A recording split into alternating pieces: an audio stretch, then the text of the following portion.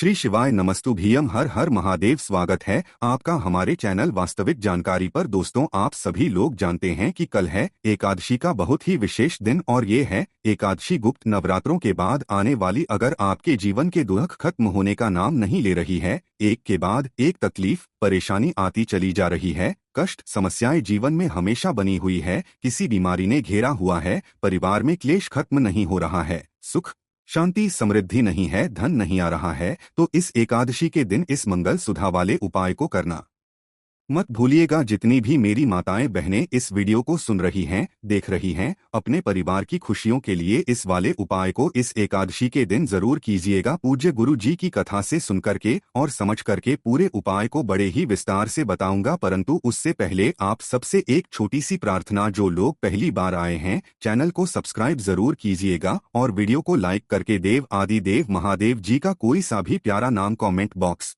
में लिखना मत भूलिएगा। इस पूरे वीडियो में हम 3 महाउपायों बात करेंगे जो कि आपकी अलग अलग कामना पूर्ति के लिए सिद्ध होंगे। आपके जीवन के सारे दुख तकलीफ कष्ट समस्या बीमारी क्लेश सुख शांति समृद्धि को भी लाएगा, साथ ही साथ धन संपदा की वृद्धि करेगा। और अगर आपके घर में किसी ने अभिचार कर्म कर दिया है, किसी ने बुरी नजर लगा दी है, तो उसके लिए सबसे अद्भुत उपाय तीसरे नंबर का उपाय होगा। सबसे पहले बात करते हैं पहले वाले उपाय की। ध्यान से सुनना, समझने की कोशिश करना। ये जो पहला वाला उपाय है, अगर आपके जीवन के दुख खत्म होने का नाम नहीं ले रहे हैं, एक के बाद एक तकलीफ आपके जीवन में आती ही चली जा रही है, कष्ट खत्म नहीं हो रहे हैं, परेशानियों पे परेशानियां आ रही है, परिवार में क्लेश खत्म नहीं हो रहा है, सुख शांति समृद्धि बिल्कुल भी नहीं है, कोई कामना है मनोकामना जिसे आप मांग मांग करके थक चुके हो महादेव जी से, लेकिन वो कामना आपकी पूरी नहीं हो रही है ना, तो इस एकादशी के दिन इस वाले उपाय को करना बिल्कुल भी मत भूलिएगा। आपके जीवन के तमाम जो दुख होते हैं ना, वो सारे खत्म हो जाते हैं सिर्फ उपाय से। इसके लिए आपको चाहिए होगा 1 लोटा शुद्ध जल अपने घर का, ठीक है, एकदम प्योर जल, यानी कि पुराना जल कभी भी काम में मत लिया कीजिए। ताजा जल आप ले लेना, 1 लोटा शुद्ध जल, और साथ ही साथ लेना होगा आपको 1 दीपक, ठीक है। अब इस दीपक को आप चाहो तो आटे का बना लो, कोई दिक्कत नहीं है, चाहो तो मिट्टी का ले लो, है ना। इस दीपक के अंदर जो लगाओगे वो लगाओगे गोल बाती, ठीक है, और इसके अंदर आप भरोगे गौ माता का घी। इसके अलावा आपको और कुछ नहीं चाहिए। इन दोनों को करके पहुंच जाना बाबा के मंदिर शिवलिंग के पास में। सुबह जाना चाहो सुबह चले जाओ, शाम को जाना चाहो शाम को चले जाओ, कोई दिक्कत नहीं है। उत्तर दिशा नॉर्थ डायरेक्शन की तरफ मुंह करके आपको खड़े हो जाना है, ठीक है। सबसे पहले आपको करना क्या है, देखिए, उपाय करने का एक नियम खास तरीका। सबसे पहले जैसे ही आप यहाँ पर पहुँचोगे, जो भी आपको पूजा अर्चना जो करते हो आप वो पहले कर लेना। उसके पश्चात अपने दोनों हाथों में आपको उस 1 लोटा जल जो लेकर के आए हो, कलश को अपने दोनों हाथों में लेना है। अपना नाम और गोत्र और महादेव जी से कामना करनी है कि मेरे जीवन के दुखों का अंत कीजिए, मेरी ये कामना है, इसे पूरा कीजिए। बाबा आपके सामने विनती लेके आया हूँ या लेके आई हूँ। जैसे ही आपको विनती करनी है, विनती करना, लोटे को कलश को अपने हाथ में लेकर के, और इस पूरे के पूरे लोटे को आपको शिवलिंग के ठीक ऊपर और कहीं पर भी नहीं, शिवलिंग के ठीक ऊपर समर्पित कर देना है। ओम नमः शिवाय, श्री शिवाय नमस्ते पंचाक्षी मंत्र या षडाक्षरी मंत्र का स्मरण करते हुए पूज्य गुरुजी ने कहा कि जब आप इस 1 लोटे को लेकर के आए ना, तो एक काम किया कीजिएगा कि जब भी कभी कोई एकादशी या प्रदूषण या शिवरात्रि के दिन जब भी आप जल समर्पित करते हैं ना, तो इस जल के अंदर 1 से 2 बूंदें गंगा जल की जरूर डाल लेना, ठीक है ना। तो आप भी यहाँ पर भी गंगा जल की बूंदें आप डाल लेना और उसके बाद में इस जल को समर्पित कर देना। समर्पित कर देने के पश्चात सामने जो नंदी बाबा बैठे हुए हैं ना, वो नंदी भगवान के पीछे जा करके आपको खड़े होना है, ठीक है ना। और जल को समर्पित करने के पश्चात नंदी बाबा के पीछे खड़े होकर के को देखते हुए आपको 3 बार एक शब्द का स्मरण करना है, वो है स्वधा सुधा। स्वधा कितनी बार करना है, 3 बार करना है। देखिए, ये जो 3 बार का सुधा वाला उपाय है ना, ये एकादशी के दिन किया जाता है, और 5 बार जो श्रद्धा वाला उपाय है वो अमावस्या के दिन किया जाता है, ठीक है। 3 बार आपको सदा शब्द का स्मरण करना है। स्वधा पार्वती मैया की नानी का नाम है, जो कि पितृलोक में निवास करती है। उनके स्मरण करने मात्र से देखिए आपको या क्या फल मिलता कि सुधा श्रोतम इस स्रोत का पाठ करने मात्र से आपको 100 बार श्राद्ध करने का और सभी तीर्थों में स्नान करने का पुण्य फल भी प्राप्त होता है। साथ ही साथ पूज्य गुरु जी ने कहा, अगर आप 3 बार सुधा ना बोल करके जो ब्रह्मा जी के द्वारा रचित सुधा श्रोतन हैं ना आप इंटरनेट से डाउनलोड कर सकते हैं। इसके 12 श्लोकों का अगर आप स्मरण मात्र भी कर लेते हैं, एक बार पाठ करके 1 लोटा शुद्ध जल चढ़ाना और 3 बार सुधा ना बोल करके इन 12 श्लोकों का स्मरण मात्र भी अगर आप शिवलिंग के बैठकर के कर लेते हो ना, तो आपको संपूर्ण तीर्थों में स्नान करने का पुण्य फल प्राप्त हो जाता है। आपके जीवन के समस्त दुख खत्म हो जाते हैं। साथ ही साथ आपकी चाहे कितनी भी बड़ी मनोकामना क्यों ना हो, बाबा के सामने मांग करके देखिएगा, आपकी वो कामना पूरी होगी ही होगी। पूज्य गुरुजी का ये वाला उपाय बहुत ही ज्यादा खास और विशेष है। मैं हर एकादशी के दिन आपको बताता हूँ और मैं भी हर एकादशी के दिन इस वाले उपाय को करके आता हूँ। मेरी जितनी कामनाएं थी मेरे बाबा ने मेरी पूरी की ही।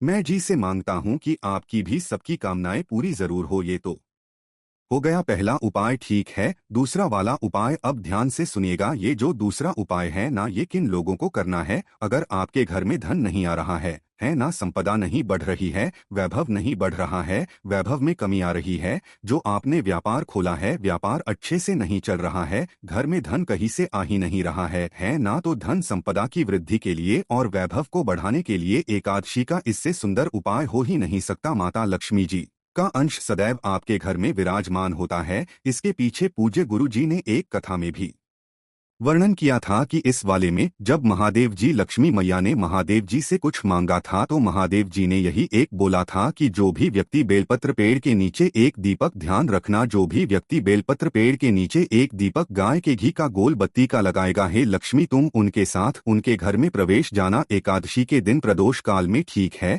तो आपको क्या करना है? एक दीपक लेना है, गाय के घी का गोल बत्ती का दीपक। ध्यान से सुनिएगा उपाय, ठीक है। इस दीपक को लेकर के आपको चले जाना है किसी भी बेलपत्र पेड़ के पास, और यहाँ पर जो भी बेलपत्र के पेड़ के नीचे गंदगी वगैरह अगर कुछ भी है तो उसको साफ करना है। एक दीपक यहाँ पर लगा देना प्रदोष काल के समय, शाम के समय, और यहाँ पर कुछ ना कुछ आसन के तौर पर जरूर लगाना है ना। बाबा से विनती करना कि मेरे घर में धन की आवक रुक गई है, धन नहीं आ रहा है, वैभव नहीं बढ़ रहा है, संपदा नहीं बढ़ रही है, बाबा कृपा बरसाई है। करने के पश्चात आपको उस पेड़ के नीचे जो भी मिट्टी है ना, उसी मिट्टी को थोड़ा सा आपको उठा लेना है और उठा करके आपको अपने घर पर आ जाना है। और वही एकादशी के दिन ही आपको क्या करना है, उस पूरी की पूरी मिट्टी को आपको अपने पूरे घर में ओम नमः शिवाय मंत्र का स्मरण करते हुए समर्पित कर देना है। यानी कि पूरे के पूरे घर में आपको छिड़क देना है। जितने भी कमरे हैं, बालकनी है, सभी में आपको छिड़क देना है। माता रानी का एक अंश के लक्ष्मी मैया का एक अंश सदैव आपके घर में विराजमान रहेगा। बहुत ही अद्भुत और उपाय है, जरूर कीजिएगा। अब बात कर लेते हैं तीसरे वाले उपाय की। ये आप लोगों के लिए सबसे ज्यादा खास और विशेष उपाय होने वाला है। ध्यान से सुनिएगा। अगर आपको लगता है कि आपके घर पर किसी ने तंत्र मंत्र कर दिया है, ध्यान से सुनिएगा पहले पूरा, अभी से बीच में स्किप मत कीजिएगा। तंत्र मंत्र कर दिया है या फिर किसी ने अभिचार कर्म कर दिया है, अभिचार कर्म जादू टोना, इसी के साथ अगर आपको लगता है आपके घर में किसी की नजर लग गई है, किसी की हाय लग गई है ना, तो इसका पता कैसे चलता है? इसका पता ये चलता है कि आपके घर में बेवजह क्लेश होने उत्पन्न हो जाते हैं, घर में धन की आवक रुक जाती है ना, और साथ ही साथ आपके घर में जो तुलसी जी का पौधा होता है ना, वो तुलसी जी का पौधा सूखने लगता है। ये इसका रीजन है, कारण है। अगर आपके घर में भी इस तरीके का हो रहा है ना, तो मतलब किसी ने किया हुआ। तो आपको क्या करना है, इस दिन एकादशी के दिन देखिए तुलसी जी का ही ये वाला उपाय है। तो आपको क्या करना है कि एकादशी के दिन तुलसी जी को हाथ तो लगाया नहीं जाता है, ठीक है ना, तो आपके घर में जहाँ पर भी तुलसी जी है या मंदिर में तुलसी जी है, उसके नीचे कहीं ना कुछ पत्ते नीचे पड़े होंगे। तो आपको क्या करना है, वहां से 7 तुलसी के पत्ते उठा लेना है, तोड़ना नहीं है, उठा लेना है, ठीक है। और 7 तुलसी के पत्ते उठा करके आपको क्या करना है, अपने घर पर लेकर के आ जाना है एकादशी के दिन, और ला करके आपको लेना होगा थोड़ा सा दही। अब ये जो दही लोगे ना, आपको अलग अलग 7 जोने होते हैं ना, उन दोनों के अंदर 7 दोने आपको बनाने हैं, अलग अलग है ना, 1 2 3, ये 4 हो गया, ये 5 हो गया, ये 6 हो गया, और ये 7वां हो गया। इस तरीके से 7 दोनों में अलग अलग में आपको पहले थोड़ा थोड़ा सा दही भर लेना है, ठीक है। और दही भर कर के आपको प्रत्येक कटोरी में या फिर प्रत्येक दोने के अंदर एक एक तुलसी का पत्ता इसी के ऊपर आपको देना है। ठीक है, तुलसी का पत्ता भी आपने इसके अंदर रख दिया और मिठाई के तौर पर या तो गुड़ का टुकड़ा या फिर थोड़ी सी चीनी इन्हीं के ऊपर रख कर के एकादशी के दिन आपके घर की स्त्री अगर अन्य किसी भी 700 भाग्यवती स्त्रियों को ये कटोरियां दान कर देती है, यानी कि एक एक कटोरी 7 अलग अलग सौभाग्यवती नारियां जितनी भी हो, जो पतिव्रता हो, जो सुहागिन हो, उन्हें दान कर देना, उन्हें दे देना। और देने के पश्चात उन्हीं के घर में से किसी भी एक के घर में से एक छोटा सा तुलसी जी का पौधा ला करके अब घर में लगा लेना। एकादशी के दिन इस उपाय के करने मात्र से ये वाली तुलसी आपके घर में चलने लगती है ना हरी भरी होने लगती है। साथ ही साथ आपके घर के जितने भी अभिचार कर्म होते हैं ना, वो सारे आपके घर से दूर निकल जाते हैं।